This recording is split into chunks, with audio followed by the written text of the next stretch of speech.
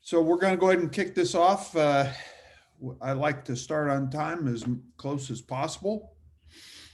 Ryan, Marshall, thanks for joining us. Good to see you again. Marshall, is this your first time? Yes. Okay. So if you'd like, you can keep yourselves unmuted unless you have some noise going on in the background. Either way is fine. We have quite a few people registered for today, so I suspect we'll see more coming in here, logging in shortly. But I like to try and keep these open mic and open conversation, so we can kind of make it as realistic of a meeting as we can, and try and help each other do more deals here. So for those of you that I haven't met, my name's Tim Cook, and I'm with West DFW REI Group, and we hold these lunch and learn meetings. This is the third Thursday of every month. Occasionally we adjust that. It's not always on the third Thursday, depending on how it lines up with, sometimes it's a conflict with the mastermind meeting. So I try and spread them out so we have a little more evenly spread meetings throughout the month. So, but it's typically the third Thursday of the month.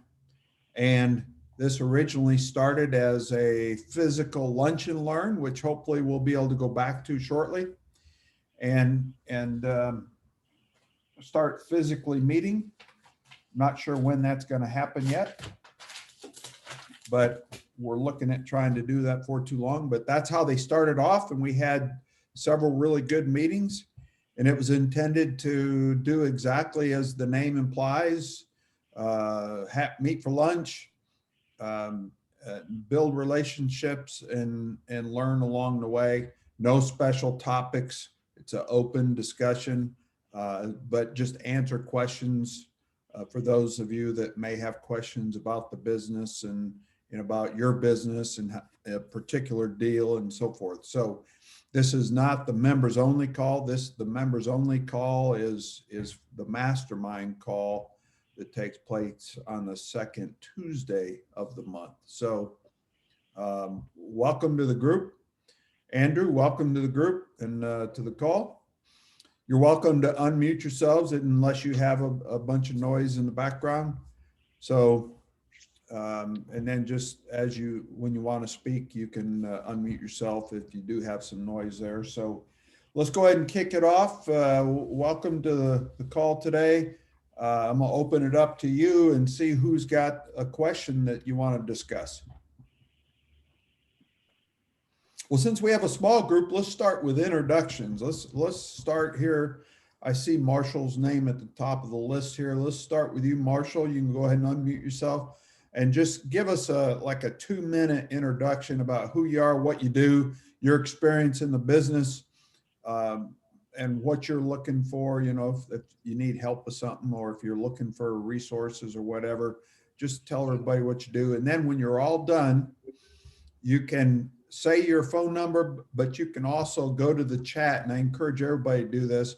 Go to the chat box, put your name, email, and phone number, and if you're looking to buy houses, put the areas that you buy and what you're looking to buy, okay? That way we can network, and again, we can't shake hands and meet face to face, but that's my way of handling it here, is put your information in the chat box so that other people can get that. And then of course you can get their information as well. So go ahead, Marshall. Welcome. All right. I'm Marshall Morgan. I'm from Keller. I am a real estate investor from just starting that part of the business this year. My background was, I was a custom home builder and remodeler back in from 1999 to about 2009. That ended because of the 2008 housing crash, mortgage crash. And then about 3 years ago, got my real estate license with the intent to get back in, but more from an investor type position. And I helped an investor last year, most of the year, and decided it was time to do it myself. Just really been focused on that the last 3 months Okay. in this full trying to find properties. Yeah, well, that's where the challenge is at, right? Yeah, I find it very, very challenging, mainly because everything, whether it's a wholesaler or even some off-market ones that I have found, there's multiple people bidding for it, and they seem to go higher, well higher than I'm willing to do. So being patient, but that's where I'm at. I'll put my info here in the chat. Okay.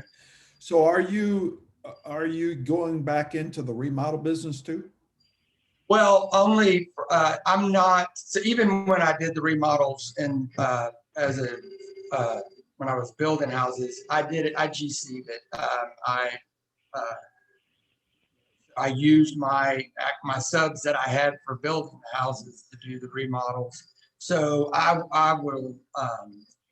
I'm looking more for having a general contractor that does the. Okay.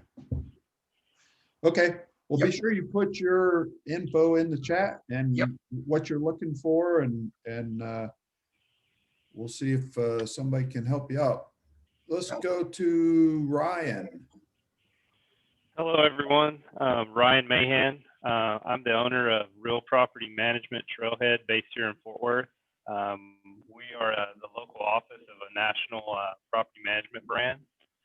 We work with property investors that are, struggling to keep tenants in their properties or are dealing with, maximize the revenue and income off their property. And so I'm here to learn a little bit more about the investment side so that I can better advise some of my clients.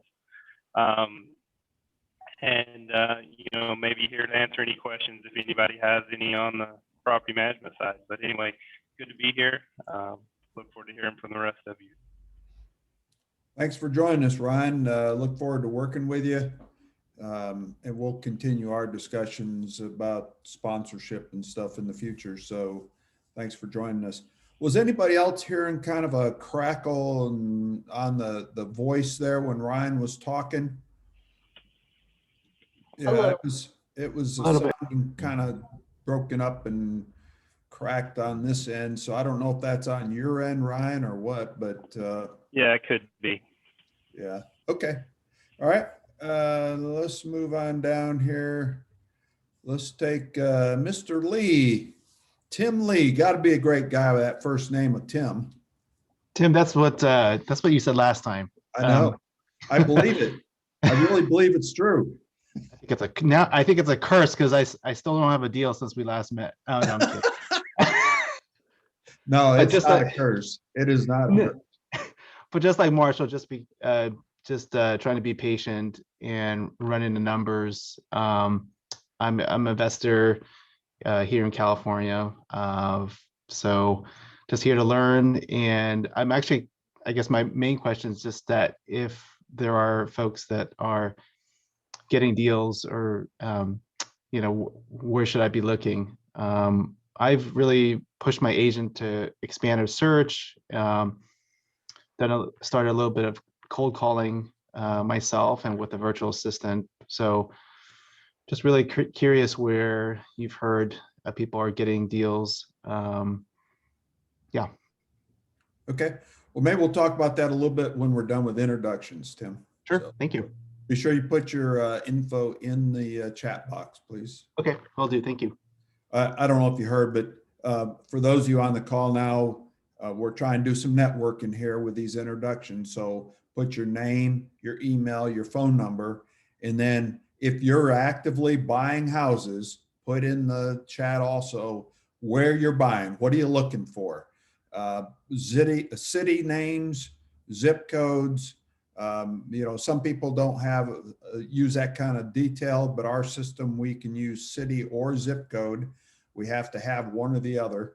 But some people don't use that kind of detail, but just tell us so people know what to send you. Tell us what it is you're looking for in the chat box. So, all right, Chris, let's take you, Chris Sanchez next.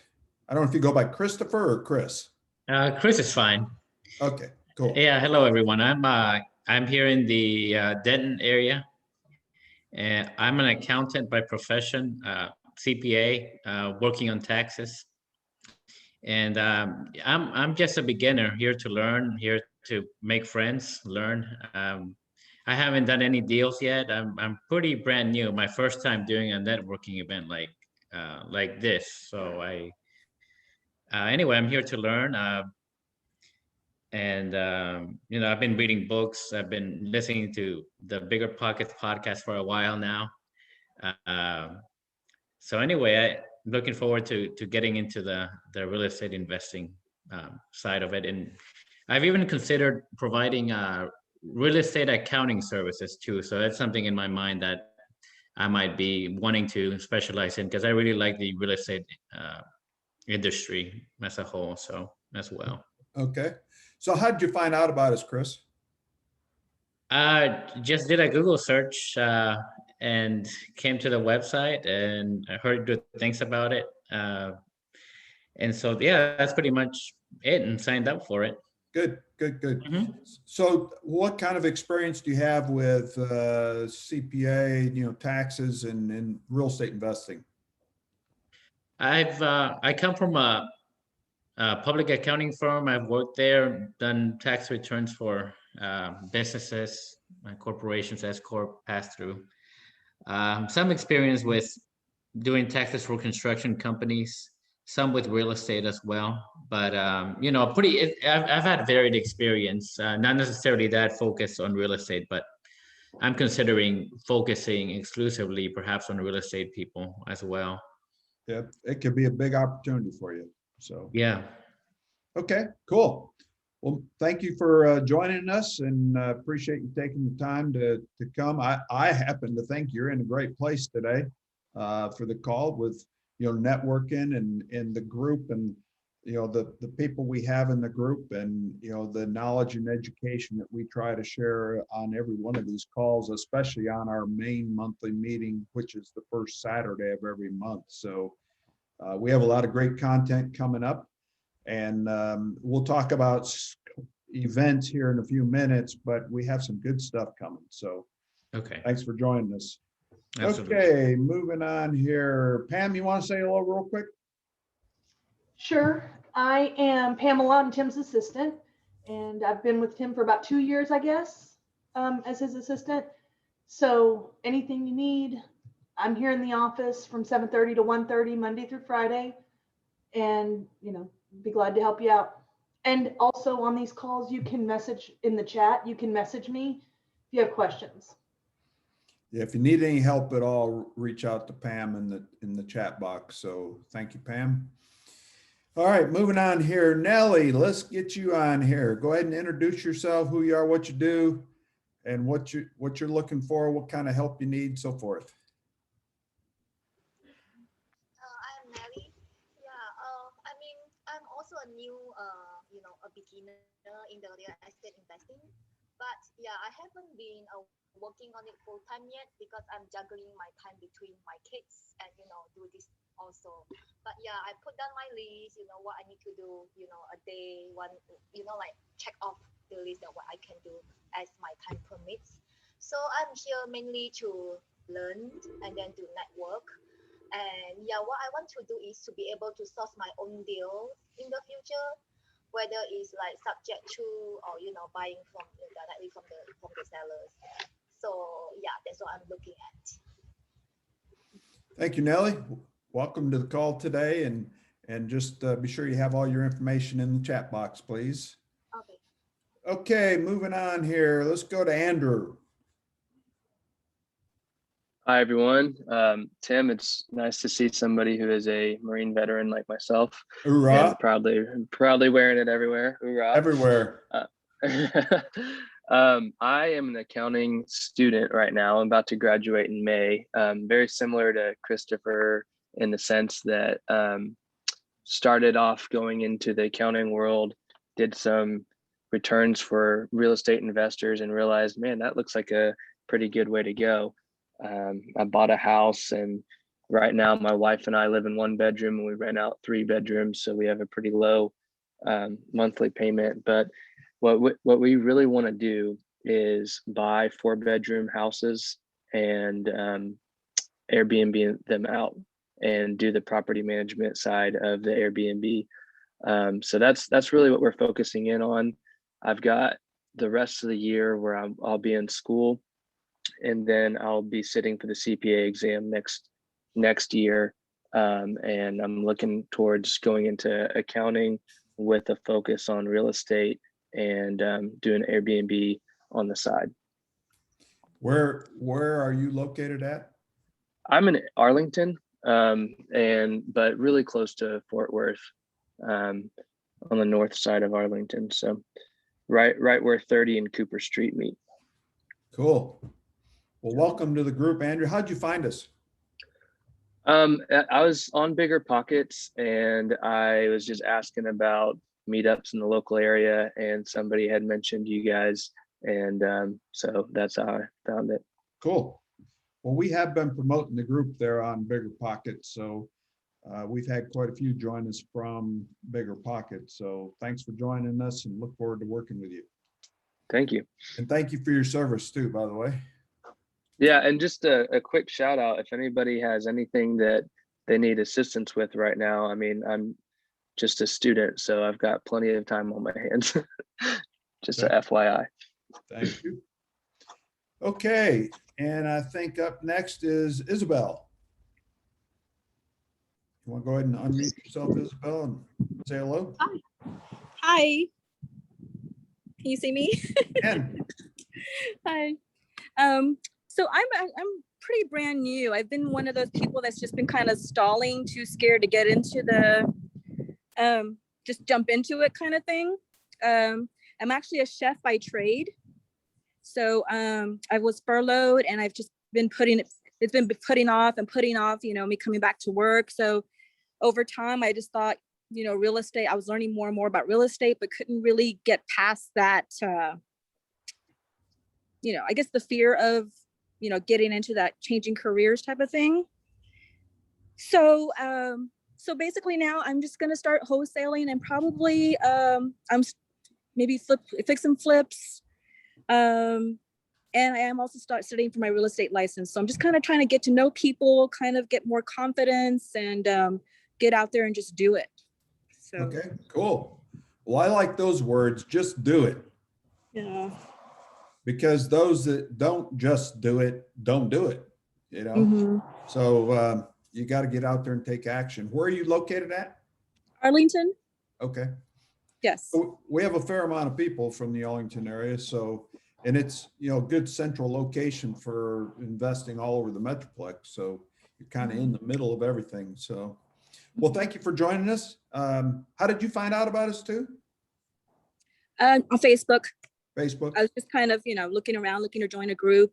And so you all popped up, and actually someone in my real estate class recommended you. She said that you had been in the business for a long time and you had a lot of good information. So. Cool. Well, I don't know who that was, but thank him for saying that. Yeah. I have been in the business 20 years, and we've had the West DFW REI Group for 11 years now, 11 and a half. So we have been around a little while. And before we move on here, just be sure you put your info in the chat box too, Isabelle, and we'll go from there. So did I miss anybody on the introductions? I think I got everybody. I just want to make sure somebody didn't sneak in on us that I didn't see. Got everybody? Okay. I think you did. Okay, thank you. So I want to thank you all for joining us, and we want to go ahead and get started here. I'm going to open it up to the floor to anybody that has a question that they'd like to get answered right away. Again, this this particular meeting is not intended to have a certain topic to the day. We want to just answer questions while you're eating some lunch. And, you know, if we were in a restaurant, we'd be eating together, but we're not. So, but who's got the first question? Somebody's got to have a question. So let's go back to Tim Lee's question then, because it's a common question today. You know, where are people finding the deals? And before I forget this, that question is going to be talked a lot about on the 5th of June. I know that's a little ways off, but we're getting ready to announce today the 5 June event, which is going to be all about what's working today in this seller's market in DFW. And we're going to have a panel of experts, a Q&A panel. We got 5 local investors that are out there doing deals right now. And they are going to answer all your questions about what they're doing today and what appears to be working for them. And they're kind of doing some things to lead up to what we think is going to be a very busy end of the year related to pre-foreclosures. So everybody knows about the foreclosure moratoriums and the rental moratoriums. And, you know, there's a lot of us that still think there's going to be a lot of pre-foreclosures coming out to us once those moratoriums are lifted. So we are still preparing for that. We are still marketing, even though the marketing is not generating a lot of leads for pre-foreclosures right now. If you stop and think about it, it kind of makes sense in that, you know, why would someone want to voluntarily give up the roof over their head, right? If they're unemployed, they've fallen behind on their mortgage payment, they have done a forbearance, and, you know, the lender is not forgiving them, but delaying those payments. And the government keeps extending the moratorium. Why should they voluntarily do something about getting rid of their house when they don't have someplace else to go? Right? That's kind of the way I'm thinking about it. And I'm sure many other people are too. But come the end of June, if the government does not extend it, that means that lenders are going to start filing foreclosures unless people bring those payments current. And if those people are still unemployed, many of those people are not going to be able to bring those payments current. So that means that the lenders are going to start pursuing the foreclosures. You're going to see a fair amount of people filing bankruptcy, but that bankruptcy is for most people is just a temporary delay. And for most people, it does not work, because if you think about it, if they get approved for bankruptcy, let's say their payment's $1,500 a month. If they get approved for bankruptcy, now they have to pay the $1,500 plus all the attorney fees and back payments that are due. Well, if they couldn't afford to pay the $1,500 payment, how are they ever going to pay the extra payments too? And consequently, many bankruptcies fail for that reason. They don't go through because they are it's just a bad deal. The only person that makes out in a bankruptcy is who? Anybody? The attorneys. The attorneys are going to get paid, guaranteed. Mm-hmm. They are going to get paid. And but typically the seller ends up losing the house in the end anyhow. All it did is it really messes up the lender that sold them the house or that lent them the money, and they end up foreclosing on it. So that's where our job as investors come in. That's where our opportunity comes in as an investor. We can go in and offer to buy that house and take over the payments. And either bring the payments current or buy the house at a discount in a short sale. So you have a couple different options there, but that's where our job is. That's where we think a lot of the experienced investors believe that there's going to be a very huge opportunity for those that are prepared to take on those types of leads starting in July. I'm hoping it starts in June. We're going to be doing some marketing to those people.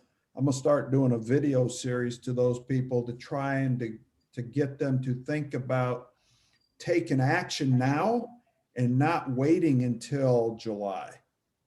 Because the later they wait, the bigger the payments, the arrearages are going to be, and maybe the harder it will be to take it over.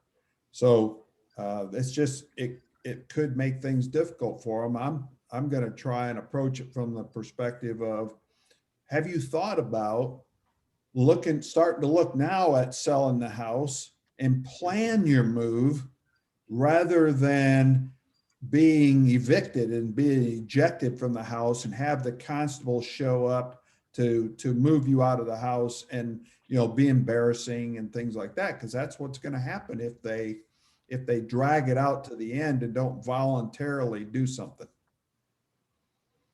So any questions about that? Does that make sense?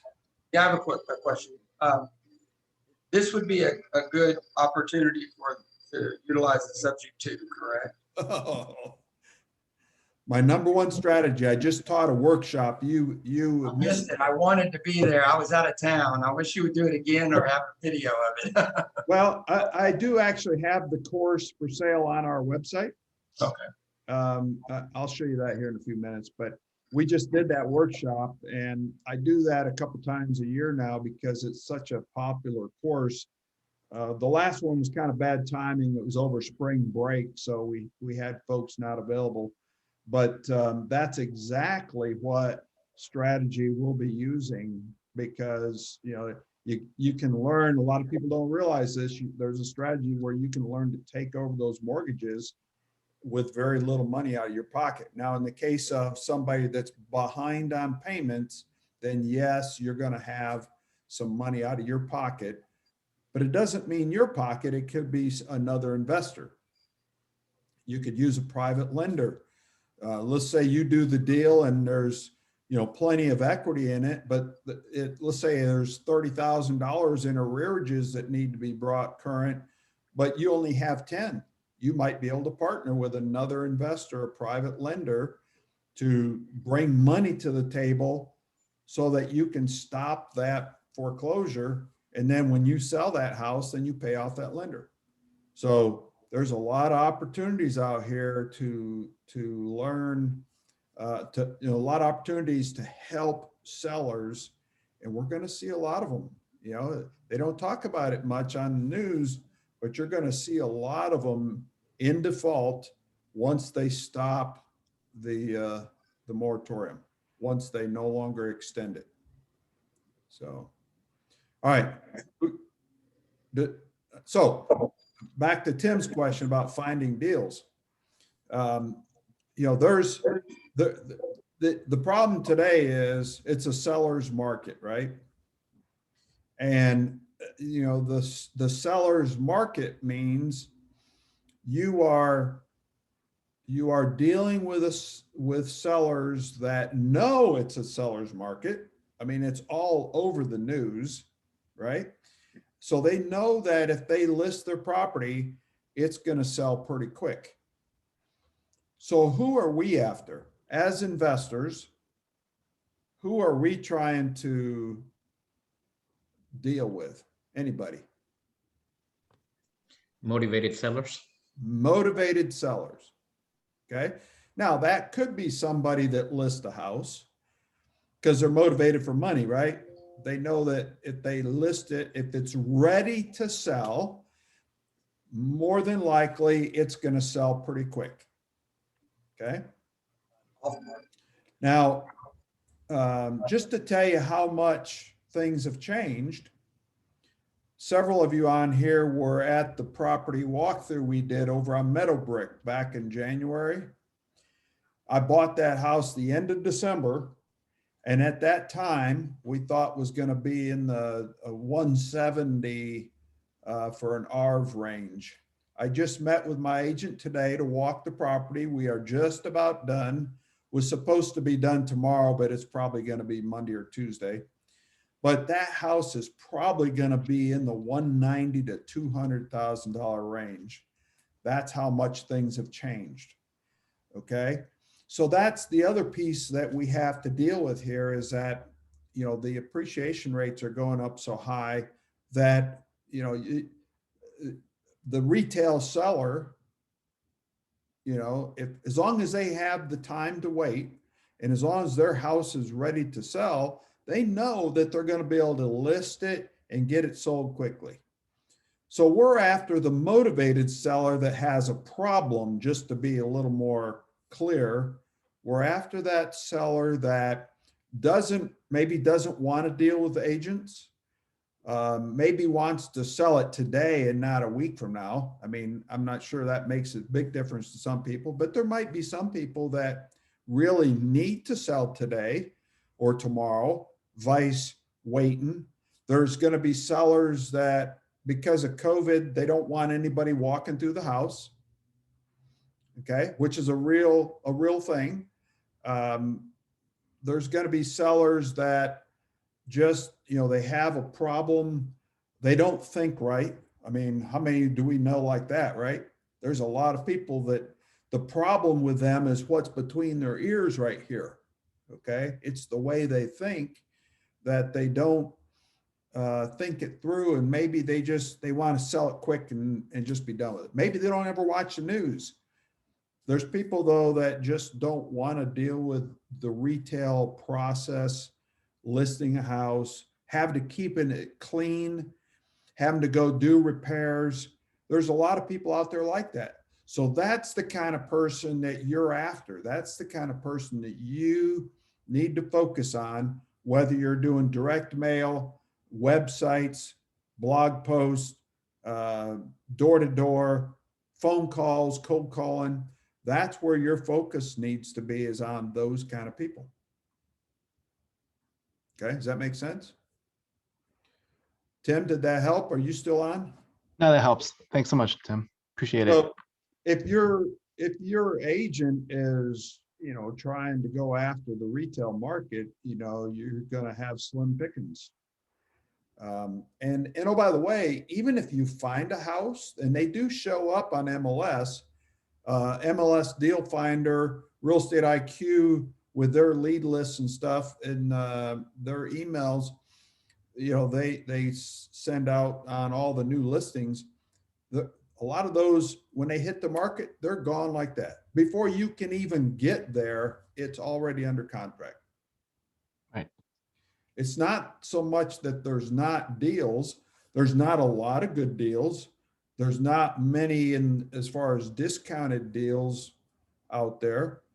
But even if you bought it at somewhat of a discount today, you know, by the time you get done rehabbing it, the value is going to go up. So, you know, you're going to be able to push that value.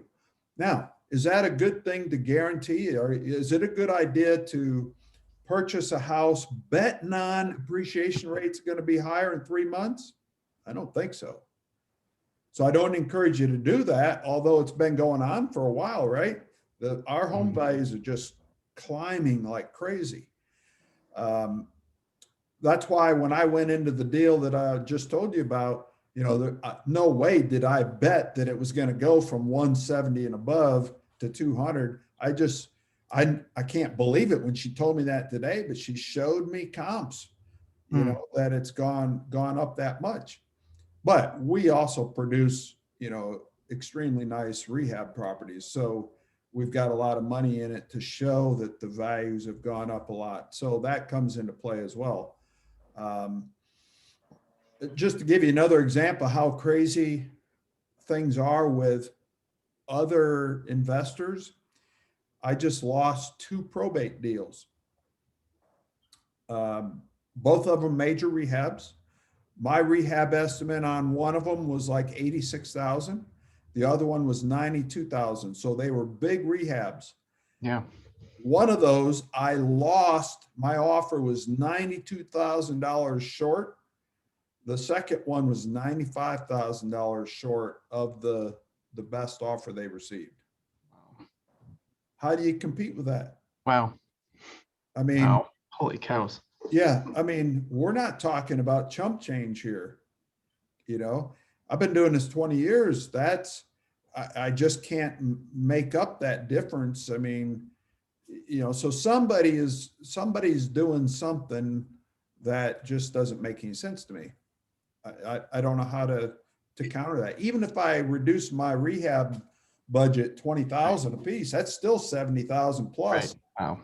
difference. And of course, I always know that I risk losing the deal because my rehab costs are always higher because we do such nice rehabs. So I know that's a risk, but come on, $92,000 and $95,000. You know, they must have been betting on appreciation rates accelerating considerably, or they were going to just throw paint and carpet in it and call it a rehab. You know, I mean, I don't know what else they could be doing. Guaranteed somebody's going to buy it, but you know, could they get a lot more out of it if they rehabbed it right? Probably so.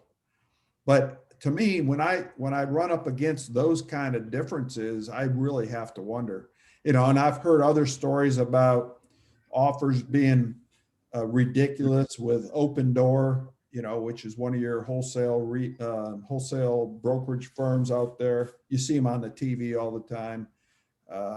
And there's several others like that. They're just making way crazy offers.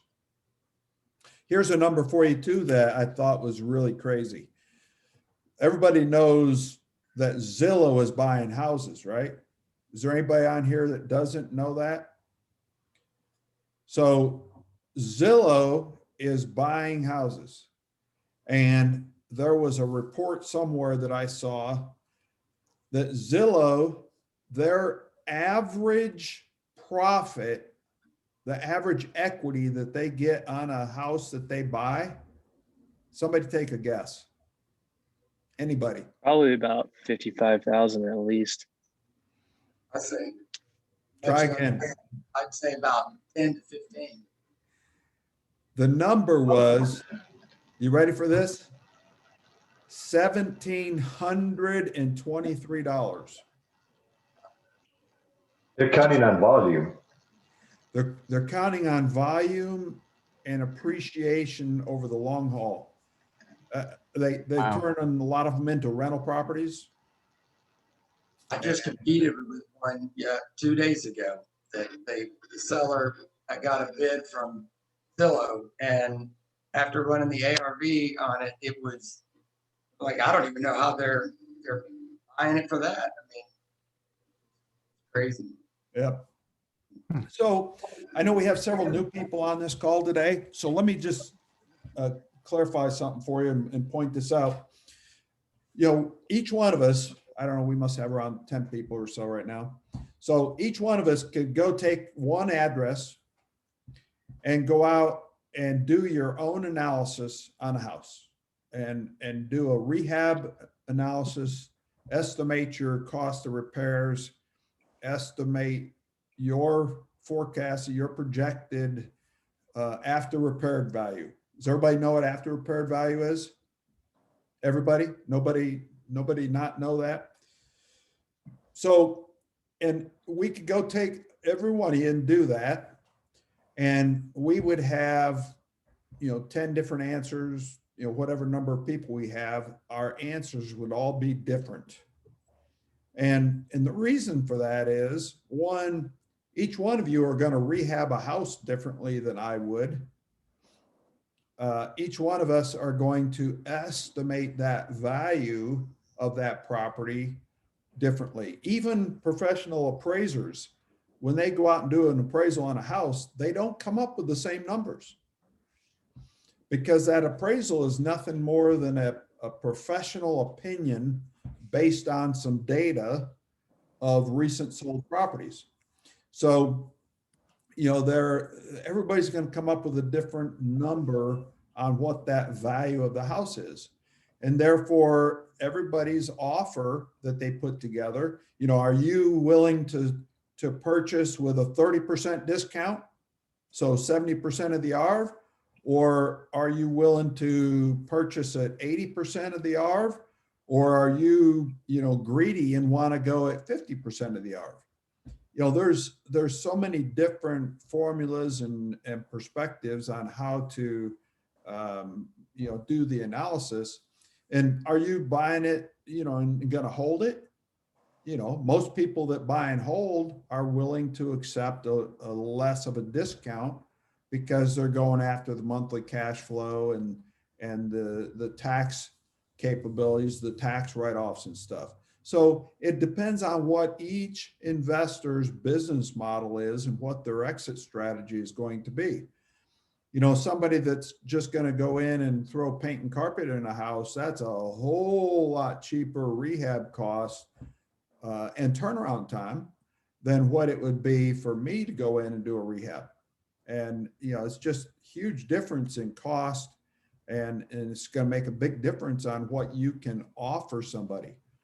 But, when you start getting these big guys in there like Zillow, they just, so it just, you stand no chance in cases like that. I lost a deal to Zillow too.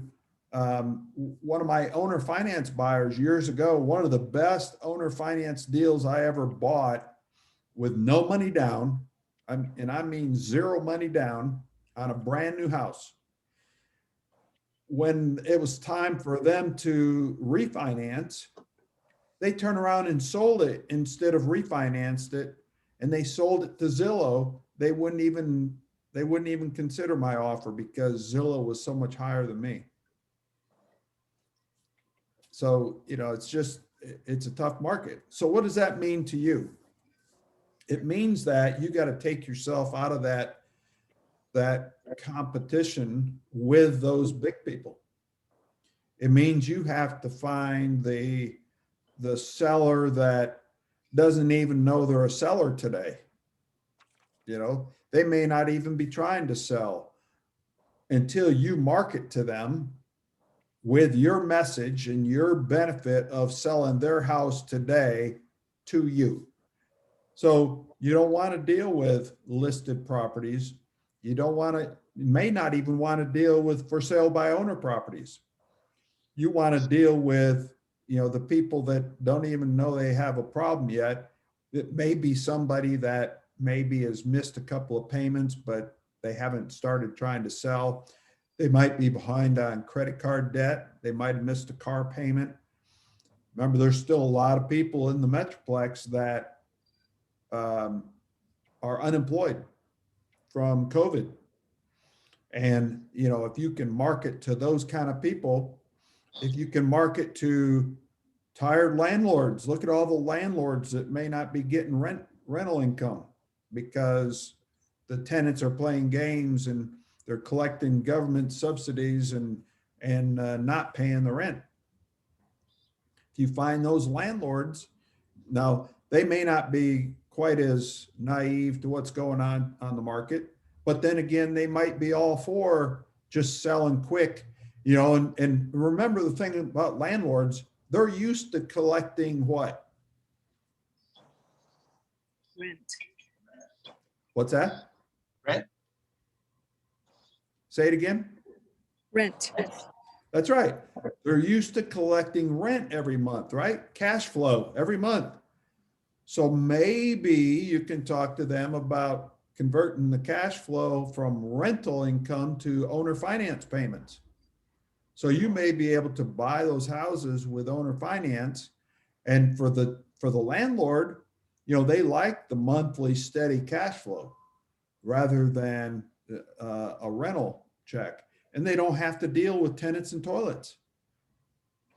All they do is sit back and collect the owner finance mortgage payment.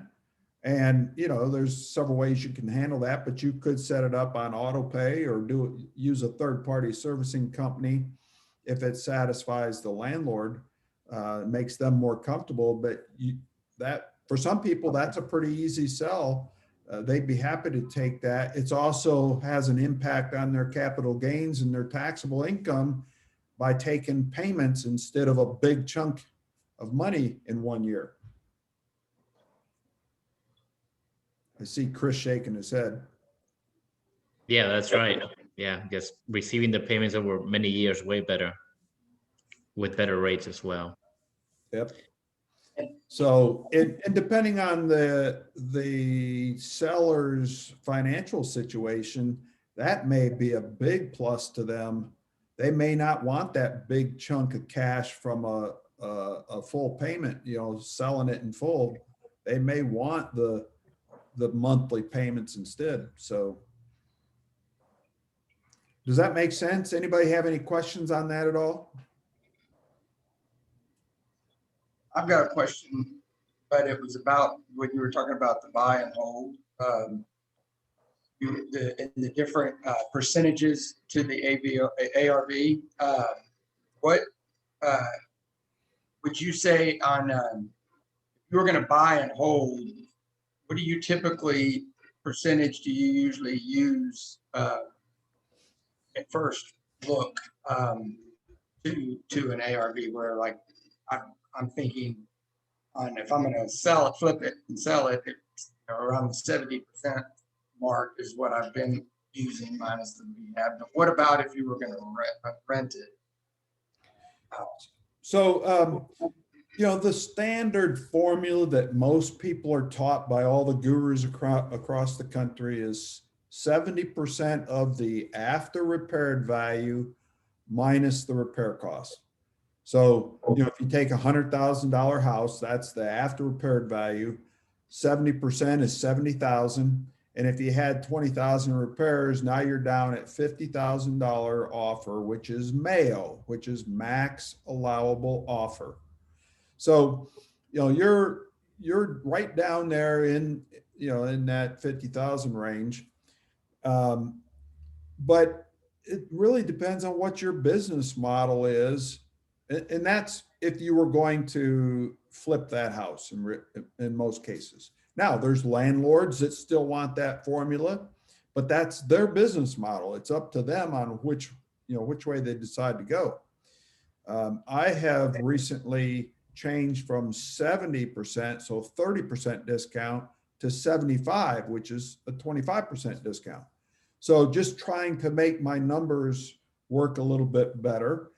But so much of it depends on, you know, there's a big domino effect to this, okay?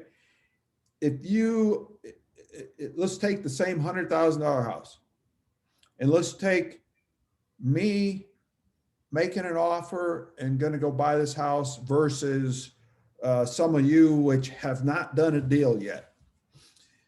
So I have most of the power team in place. So if it's nothing out of the ordinary on a rehab, I have the people I know to go do things, which means I'm going to be able to do it a lot faster, right? So, but let's take one of you that's never done a deal.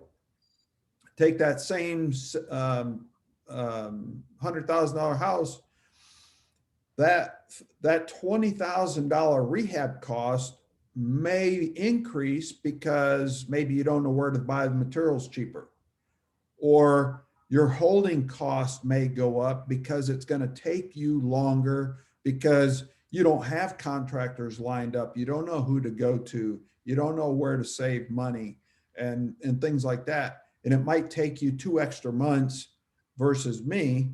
And all those things come into play, right? So if you start reducing your profit, so you're taking it from 30%, you know, buying a house at 30% discount, and you take it to say 20% discount, so you're buying it 80 cents on the dollar, that could have an impact on you, right? So you have to be very careful on, you got to have your power team in place. You got to have, you know, all your contractors, title company, insurance, all the different skills that you're going to need to do that. You got to have your marketing machine in place.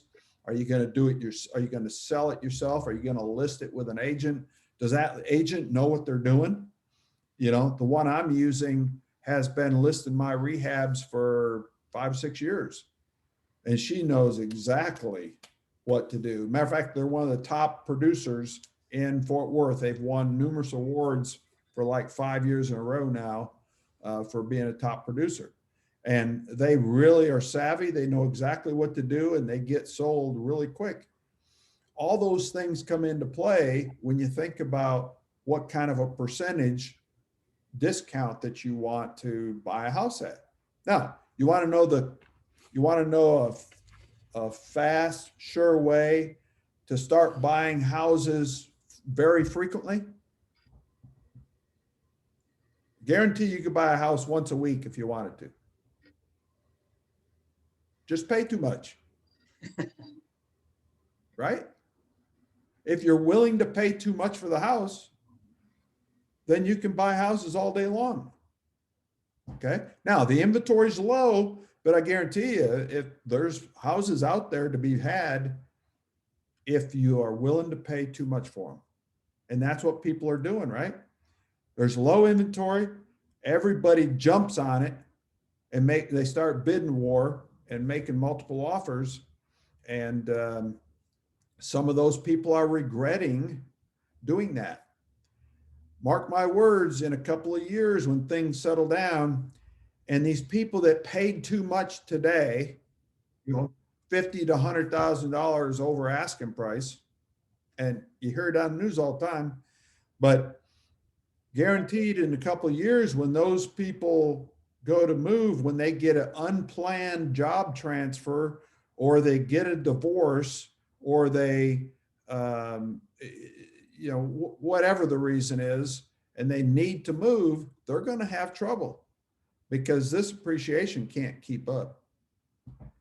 It can't. And oh, by the way, if they didn't take care of the house to continue the improvement in value and the house is falling apart, you know, they're going to have a tough time. And you're going to start seeing a lot of those houses showing up as pre-foreclosures. And you'll have some opportunities there for maybe even some short sales because they owe more than the house is worth. Does that make sense? So on the buy and hold side of things, back to the other part of your question, Marshall, is that, you know, you got to go into the deal and understand that if you buy it at a lesser discount, let's say you bought it at only a 10% discount, you got to understand that, you know, you can't turn around and sell that house tomorrow. You may lose money. If you've done any repairs, you know, then you throw in your closing costs on buying and selling, and then any kind of maintenance, upkeep, taxes, insurance, utilities, repairs, you know, those are going to come into play. So if you go in and buy something at only a 10% discount, then you have to be sure and have an exit strategy that's going to account for that so that you're not putting it back on the market in a year or two and then find out that you don't have the equity in it to sell it. Did that help, Marshall?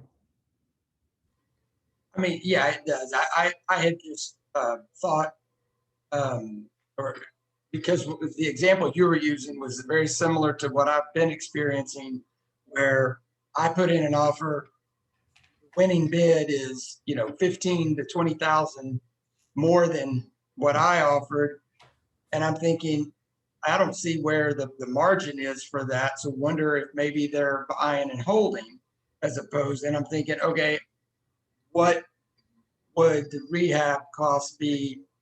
You know, so that's why I was wondering, is it more like you said, 80% versus 70 to 75, or some people doing all the way to 90% on it, on a buy and hold? So let me give you another angle on that. When I back in 2007, 8, 9, you know, in the crash before, I bought a bunch of stuff that was 85 and 90 cents on the dollar, but I bought them subject to. So when I bought those, I didn't have all the big expenses financially. I didn't have to fork out a lot of money. You know, we just did maybe paint and carpet in them. Some of them I didn't have to do anything, but you know, I could get into them. I was willing to get into them a lot lower, lower discount. And the reason for that is they were in great locations that I could cash flow big time as a rental property or as an owner finance deal. So, you know, I went into them with, and back then there was a lot of loans that were adjustable rate mortgages. So I had 2 and 3% interest rates then. And I still have 2 of those properties today that have not, I've sold it. Well, I don't have them anymore as far as owning them, but I sold them on owner finance wraps, and those 2 and 3% mortgages have started to go up a little bit now, like to maybe 4% or something. I don't remember now, but I sold them at 8%. So it's been a cash cow. I've been making a lot of money on the interest off those for all these years. I think it's been 12 years now. I'm hoping to get these 2 cashed out so I can free up the credit of these 2 sellers.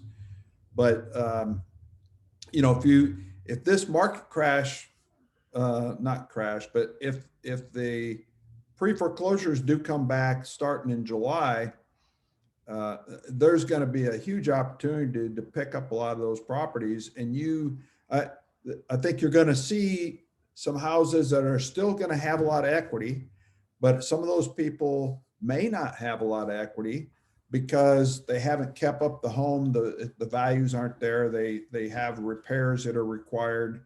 And that's going to help you get into those houses a little cheaper. But you could, I'm going to be going after stuff, even if it's 85 and 90 cents on the dollar, because I plan to either sit on them for a few years as a rental property, let the buyer pay down on let the renter pay down on the mortgage payment for a while for me, and then sell them on an owner finance wrap mortgage, and, you know, sell them at 8, 9% interest rates. So, you know, I have no problem with not going after the equity, but going after the cash flow. The other thing is where those interest rates, what have interest rate lows been for the last several years? They're 3, 4, 5%, right? So, you know, they're going to be great cash flow properties. They're going to be really, whether it's a rental property or an owner finance wrap mortgage, they're going to be good cash flow properties. Will I pursue some properties at 70%? Probably, but those are probably ones that need more repairs. You know, what you don't want to do is go buy something at only a 10% discount and then have to put $50,000 in it. If that happens, now you're over leveraged, right? So you have to look at all that and be sure you know what your expenses are getting into it, and then, you know, what's the payback time? Are you going to be ahead of the ball game at closing, or are you going to have to wait 5 years before you're in the positive cash flow? Also, you don't lose money until you sell, right?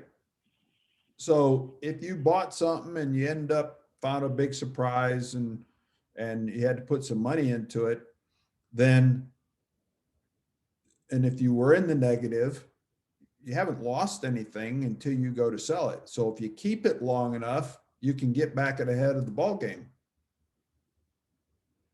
Another way of getting ahead of the ball game is paying extra principal payment each month. If you're in a position where you can, you know, pay extra, then you can pay down on that mortgage, pay extra principal every month, and get ahead. It makes a big difference. You don't have to pay just the PITI on that mortgage. If you can pay extra, you're going to pay it off soon, especially in the early years of a mortgage. If you've never looked at an amortization schedule on a 30-year mortgage, go do that. And you'll see from day one, your mortgage payment, your principal and interest payment is almost all interest. But the more interest you pay up front, the faster it pays down, and you'll pay it off a lot faster. So there's plenty of ways to be profitable on those types of deals, but your business model, bottom line, I guess, Marshall, is your business model has a big factor on just what you're willing to pay and how much you put into it. And, you know, I will take a less amount of profit day one or equity on day one and a subject to deal, because I'm at such less risk than I would if I had to go pay cash for a house. That's too much risk. And I'm not going to pay full retail on a house, or even close to full retail, if I'm paying all cash on it and then having to do repairs on top of that. Does that help, Marshall? Sir, So what are you going to go buy houses at? What kind of discount? 30%. I'm going to be patient and not, I'm not in this to lose money just for the experience. No, I agree. And so I'm going to be patient with it. I am, though, looking into doing, I'd like to learn about this. I think that's an opportunity. I know it's a lot of moving parts to that. I just want to know better. That's why I teach it. You know, the course is on our group page. If you go to the resources button and then go down to the products page, you'll see the subject to course on there. And oh, by the way, if anybody comes up with a deal you're not comfortable with, you know, I'd be happy to joint venture, or you can pass it to me and I'll pay you a referral fee, you know, whichever works best. But yeah, I'm happy to do that, especially on the sub 2 deals. I've been doing those for 20 years. That's how I learned the business and got started. So I'd be happy to work with you on those. I'll just volunteer here that, you know, if any of you guys are on that fence of trying to make a deal and you may have to sit on it, I'm more than happy to help, you know, consult you on kind of where that property would rent or some of the ongoing expenses you might incur. Cool. Thank you, sir. I have a question. Okay. I'm kind of in I call it a hostage situation. I found a distressed seller in San Antonio, elderly woman, and her house was up on the MLS as a short sale, and it was taken off the market 2 weeks ago. It didn't sell. It's in a very nice neighborhood. The ARV would be like 250 to 280, and she was asking for 145. So I called the agent who took it off the market, and she won't give me the phone number of the woman, but says she's talked to her and she's very interested in talking to me. So we have an appointment tomorrow night at 8 o'clock so I can actually speak to her on a 3-way. But the agent wants back in, even though she already took the house off the market, because she wants her cut. The buyer that I'm talking to wants to do a subject to. And the agent says that's not a good idea for a short sale house. I don't know enough to know what questions to ask in that situation. And I am not having the homeowner's information myself, having to go through this agent, even though she's not actually the selling agent any longer. I'm kind of not knowing what my next step is, I guess, until I talk to her tomorrow night. So not an uncommon situation. You know, the listing agent wants to get paid, and depending on what kind of an agreement they signed, that agent may have some period of time after the listing expiration that she still gets paid. Okay. Naturally, she's trying to make money on every lead that she has, so she doesn't want to just turn that over to you. So that's not an uncommon problem. And I'll tell you that for any of you that are new in the business, it is very difficult to work with sellers if there's an agent in the middle. Okay. Mhm. So my recommendation is just get over it and accept it Okay. and not worry about it. If they It's- had a exclusive right to sell and you found that lead via that advertisement, there's probably a lagging period where they have right to that. So that Okay. agent probably has a legitimate claim. Right. Okay. And so, but the other part of this is, it is really hard to work with that agent in the middle of it. It's just a fact of life. Many agents don't understand subject to. That's the other challenge you're going to run into.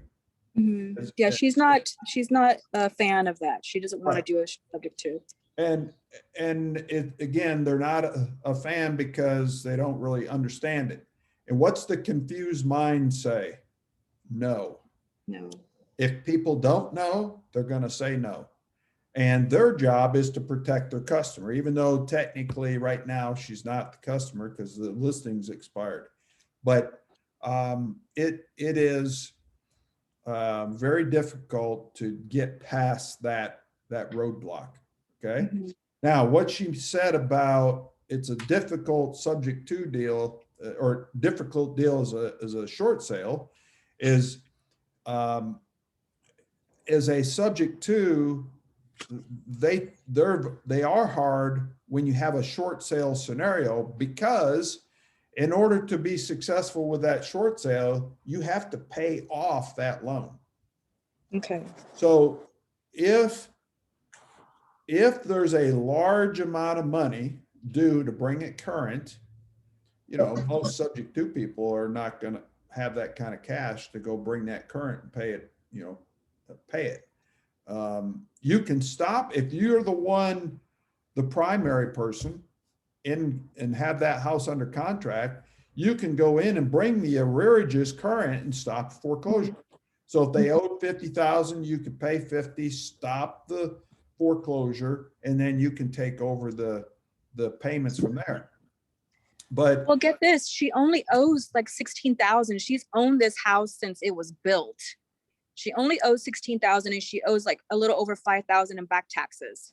okay. So In that case, it may not, again, I'm not looking at numbers, but it may not be a short sale. You may just throw the short sale idea out the window, and it could be just a straight subject to deal where somebody steps in, pays the 16,000, gets the deed on the property, and takes over the payments. But that agent doesn't like the idea because they don't understand subject to, and their job is to protect the seller. And if the agent doesn't understand sub to, then they're going to advise the seller to not do it. And then here's the other thing you're dealing with is that there's a lot of investors that are crooked. So they give us a bad name and they go out there and rip people off. You see it on the news every now and then where they go in and they convince a seller to deed their property to them, and they're going to bring it current, do all these great things, and then they don't do it. And then the house goes to foreclosure. So now the seller has a foreclosure on their credit, and now they're screwed for the next 7 years.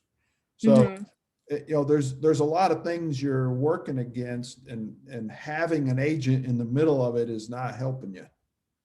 yeah, well, my next thought was drive down there and knock on the woman's door and talk to her myself without the agent there. But if the listing is expired, I mean, you could send a postcard, you could send a letter, you can do that. But you got to be ready to do something with it, Right.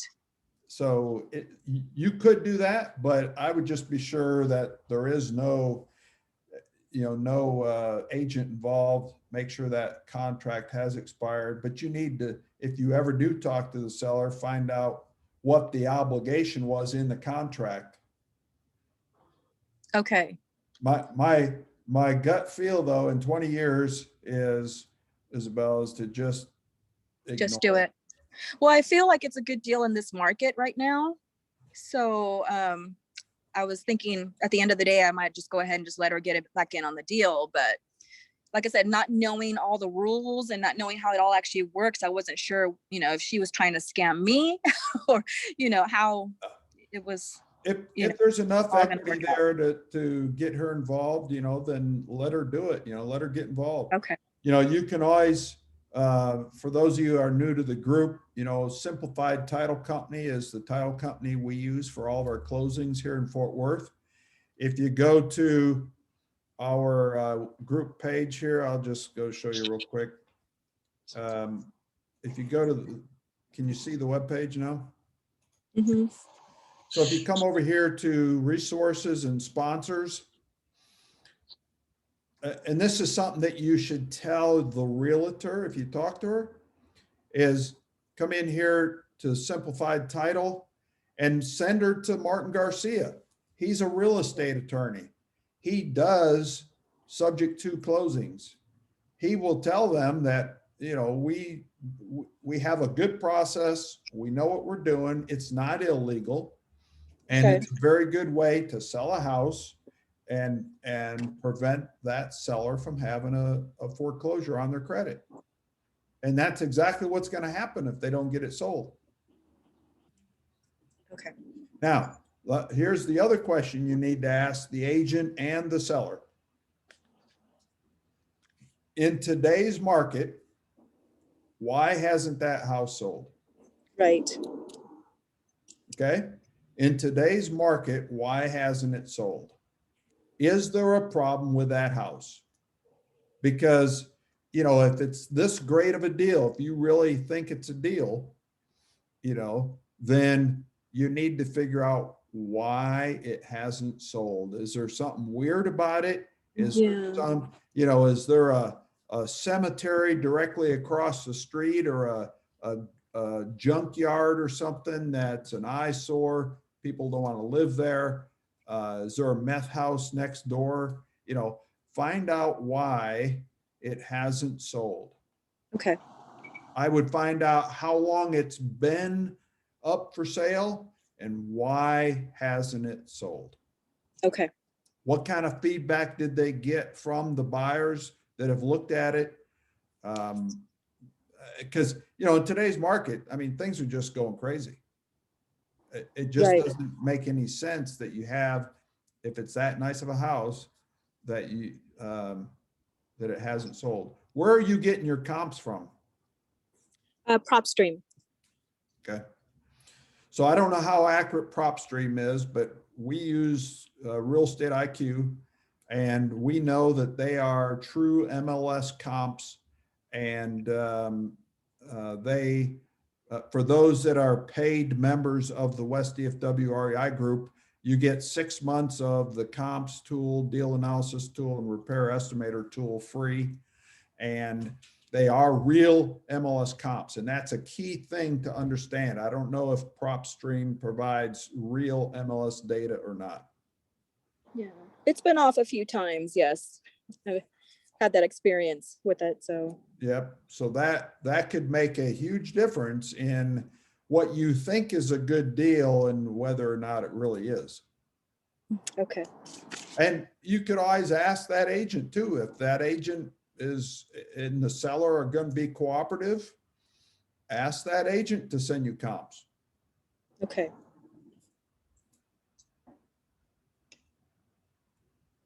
Anything else?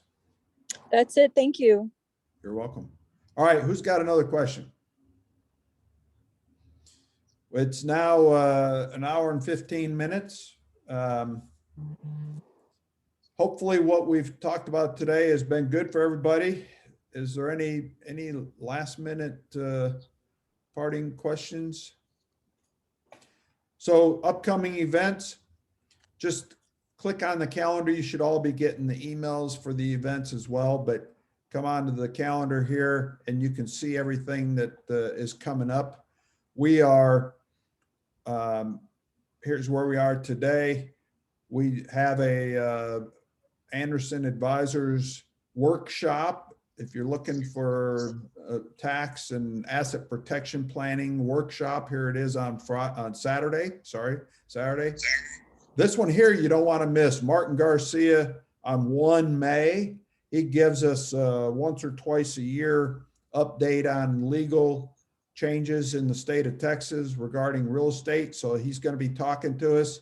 The other thing I got him to add in here is give us an update on forbearance. Tell us a little more about what forbearance is, because a lot of these folks, as you've probably heard, ever since COVID hit and the moratoriums kicked in, a lot of people have signed forbearance agreements with the lenders, which is putting off those payments until some date in the future. And this can be a big problem. You don't want to be surprised by this. If you're buying this house, either as a cash deal or a subject to deal, you need to know what that agreement was with the forbearance. The other thing that people don't realize is that this is not a public records document. So if they've signed a forbearance with a lender, that does not get filed on public records.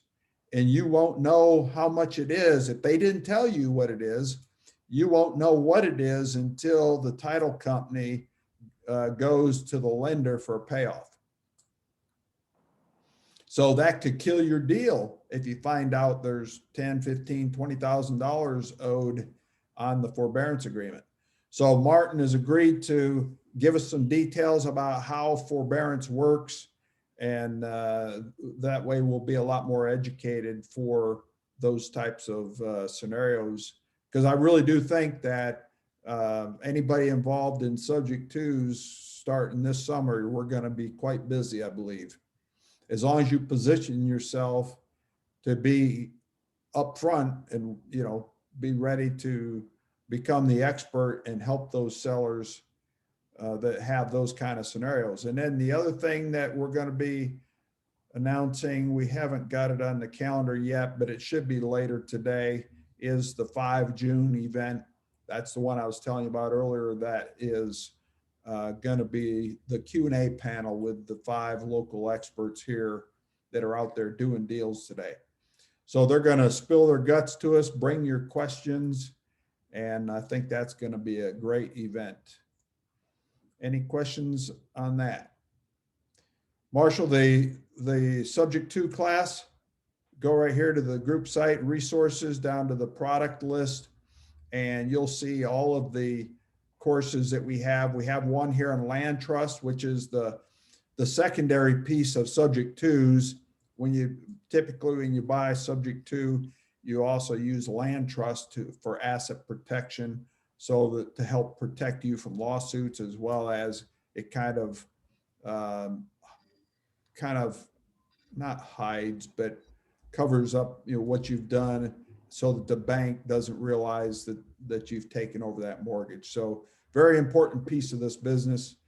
Real Flow is a tool that I teach and use in my business, have been for 11 years, kind of similar to PropStream that you mentioned earlier, Isabelle. And then down here at the bottom is the subject to stuff. So this one's the entire course. This one is just the forms. Okay, so if you already know the subject to process, you can do just the forms. This one includes the forms as well that we use in our business. So this is a great deal here. You get audio, video, and all the forms that we use. Okay, I think I'm done. So is anybody a drinking water fan? Anybody believe in hydration? I do. How big is this bottle? How big is this bottle? Anybody? 1 gallon.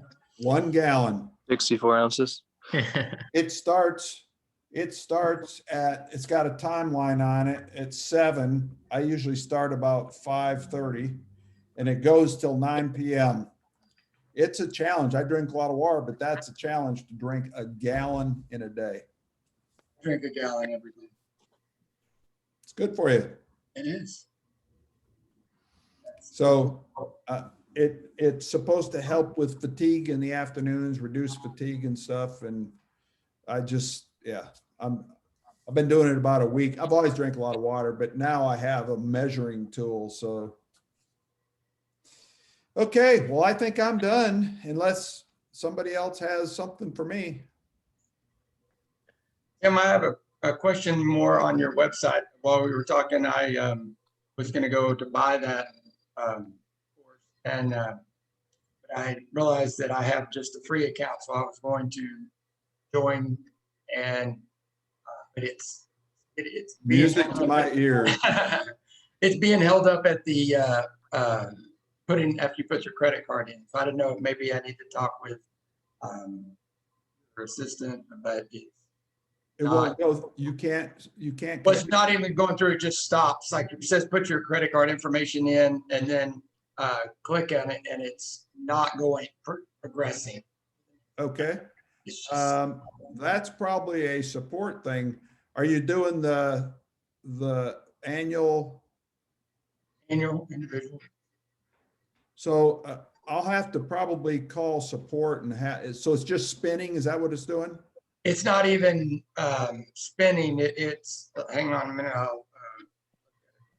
Is after it says payment method, then it'll say save card, and you click to either enter a new card. But once I've filled it all out and clicked on it, the only option is to return to card. Okay.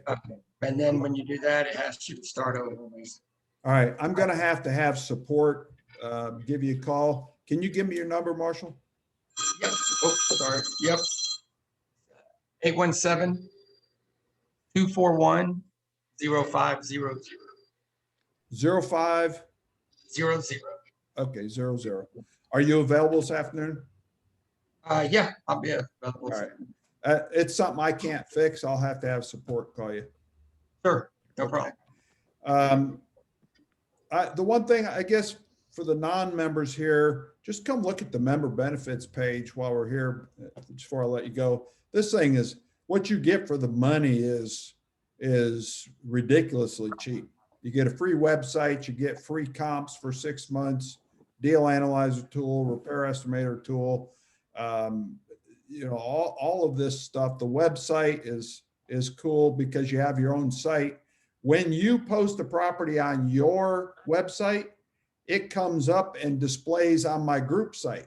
So these properties here are being marketed for you without charging you anything. And you can come here and look for your next deal as well. So, if you wanted to buy a house in Decatur, here's a house right here. If you wanted to buy these group of 5 or 7 cabins up in Arkansas, you can go there. If you want to buy this house in Fort Worth, you can go there. These are all members of our group. So that's a big plus. And then the biggest thing though is 24/7 access to all this training stuff. This event today will get uploaded to the bottom of the calendar as they do on all the events. But some of them are free to the public. This one probably will be, but our main monthly meetings, they're all, you have to be a member in order to access it. That's part of the membership. But all the training videos will be right here, right at the bottom. So you'll see if there was a presentation at like our main monthly meeting, there's always a presentation that'll get uploaded here. If we have any kind of forms, that'll be uploaded here. And then right in the middle will be the video. And then on the right-hand side will be the audio. As a matter of fact, I'll back up and show you the February or March.